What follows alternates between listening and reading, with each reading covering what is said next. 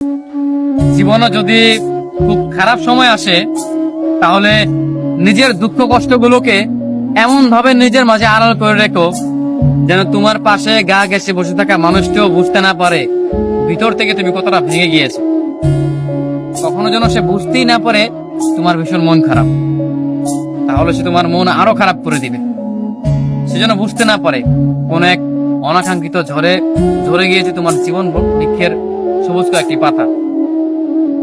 সে যেন বুঝতেই না পারে তুমি ভিতরে ভিতরে ভেঙে গিয়েছো, এটা যেন সে বুঝতেই না পারে।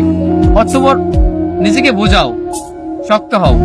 এই সামান্য ঝড়ে ঝরে যেতে নেই, সামান্য আঘাতে ভেঙে পড়তে নেই। মানুষ বড়ই নির্দয়, বড়ই নিষ্ঠুর। ভেঙে যাওয়া মানুষটাকে সে আরো বেশি করে ভেঙে দেয়। তুমি যদি মন খারাপ করে কাউকে কথাগুলো বলো, তবে সে তোমাকে আরো ভীষণ করে ভেঙে দিবে। যদি খুব বেশি কষ্ট হয়, তবে একা একা কান্না করো। দরজা বন্ধ করে একা রুমে নিজের কান্নাগুলো নিজের সাথে শেয়ার করো, নিজের দুঃখ কষ্টগুলো নিজের সাথে শেয়ার করো। তবুও কোনো মানুষের কাছে না যাও, কোনো মানুষকে তবুও না বলো যে তোমার ভিতরে ভিতরে কেমন কষ্ট হচ্ছে, কি সেই অনুভূতি, সেগুলো তুমি মানুষের সাথে শেয়ার না করো। কারণ মানুষ বড়ই নির্দয়, বড়ই নিষ্ঠুর।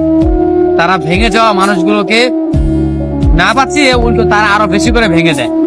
কারণ তারা জেনে যায় যে এই মানুষটা কেন কান্না করে, এই মানুষটার কেন এত দুঃখ, কি নিয়ে তার এত যন্ত্রণা, মনের মাঝে সুখ নিয়ে কেন, সেই জিনিসগুলো দিয়ে তারা এই মানুষটাকে আরো ভেঙে দেয়।